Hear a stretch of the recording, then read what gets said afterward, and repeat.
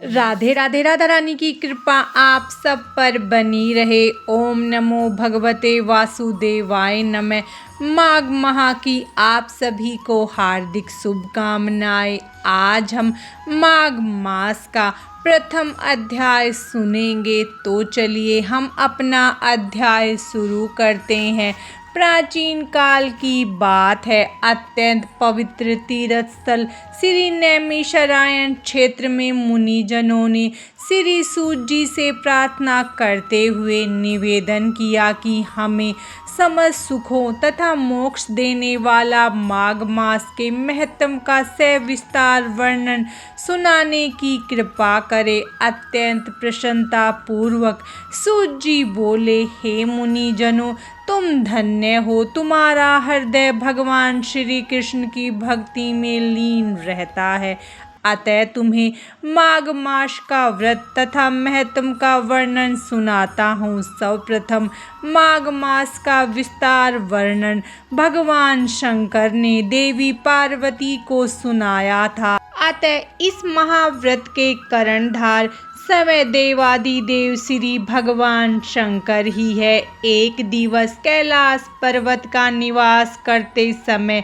देवी पार्वती ने अत्यंत जिज्ञासा पूर्वक तथा भक्ति सहित अपने आराध्य देव भगवान शंकर से निवेदन किया, हे प्रभु, मुझे माघ मास के व्रत तथा महत्व पूजन व इसका इतिहास विधि पूर्वक बताने की कृपा करे। देवी पार्वती के भक्तिपूर्ण पवित्र भाव देखकर महादेव जी अत्यंत प्रसन्न हुए तथा बोले, हे प्रिय, अति प्राचीन काल का वृतांत है। महाराज दिलीप ने एक विशाल यज्ञ का आयोजन किया। यज्ञ के अंत में अनेकानेक ऋषि जनों ने राजा को विशाल यज्ञ के आयोजन के लिए आशीर्वाद दिया।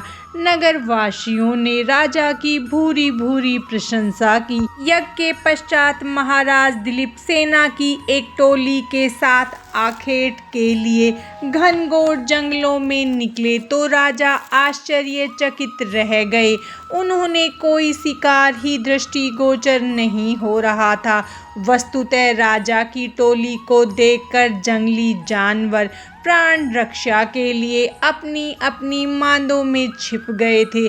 शिकार करते वक्त राजा दिलीप को वन में कुछ मृग तो दिखाई दिए थे, परंतु उन्हें सिंह कहीं भी नहीं दिखाई दिया था। राजा दिलीप सिंह शिकार के लिए अत्यंत उत्सुक थे। अचानक राजा दिलीप को दूर जंगलों के बीच एक अत्यंत सुंदर मृग दिखाई दिया। मृग को देखकर राजा आश्चर्यचकित रह गए। इतना विशाल तथा सुंदर मृग उन्होंने अपने जीवन में नहीं देखा था। महाराज ने एकदम अपने अश्व की दिशा उस मृग की ओर कर दी। राजा का अश्व अति तीव्रता से मृग का पीछा करने लगा, परंतु राजा का अश्व जितना तीव्र होता मृग की गति और तेज हो जाती। महादेव जी बोले, हे पार्वती, वह साधारण मृग नहीं अपितु मायावी मृग था। मृग कभी कभी लंबी कुलाएं मारता हुआ अदृश्य हो जाता, फिर यकायक दिखाई देने लगता। राजा व उनके अनुचर परेशान व हैरान थे।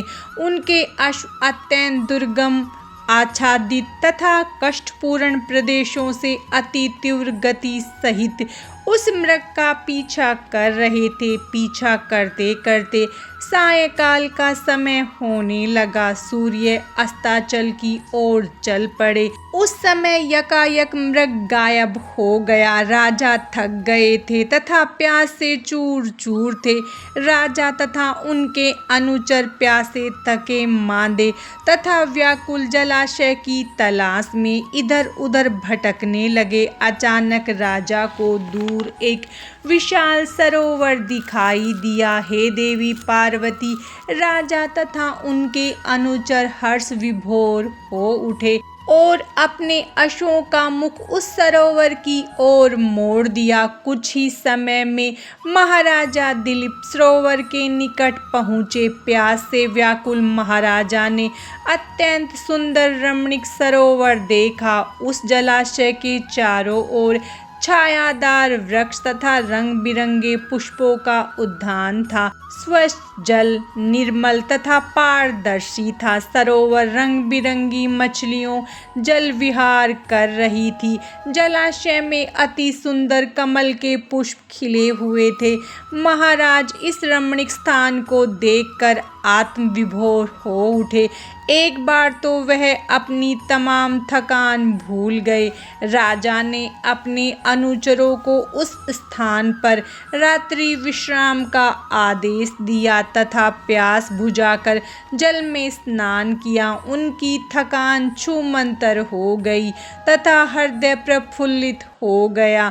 रात्रि के भोजन आदि से पूर्व राजा ने अनुचरों को आदेश दिया कि रात्रि में रक्षा हेतु चारों ओर जाल लगा दिए गए, क्योंकि डर था कि रात्रि के समय जंगली जानवर अपनी प्यास बुझाने हेतु उस ओर आ सकते थे तथा कोई भी संकट उत्पन्न हो सकता था। आधी रात्रि के पश्चात जंगली सूअरों का एक झुंड सरोवर की ओर आया और सैनिकों द्वारा बिछाए गए जालों में फंस गया। राजा के सैनिकों ने अनेक सूअरों को मार दिया। इस प्रकार राजा के शिकार की तृष्णा भी पूरी हो गई। प्रातः राजा अपनी नगरी की तरफ वापिस चल दिए। वापिस चलने के कुछ समय पश्चात राजा को अत्यंत वृद्ध ऋषि दिखाई दिए। ऋषि का शरीर अत्यंत क्षीण,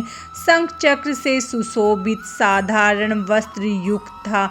महाराजा ने अश्व से उतरकर ऋषि के चरण छुए तथा प्रणाम किया। हर्षित ऋषि ने राजन को पहचान कर उनको आशीर्वाद दिया और कहा, हे राजन, माघ मास की इस पुण्य बेला में तुम कहाँ से आ रहे हो? माघ मास का नाम व पुण्य बेला शब्द सुनकर राजा की जिज्ञासा बढ़ गई तथा उनमें माघ मास का महत्व जानने की इच्छा जागृत हो उठी। माघ मास का पहला अध्याय समाप्तम। भगवान श्री हरि विष्णु और माता लक्ष्मी की कृपा आप सब पर सदा बनी रहे। राधे राधे।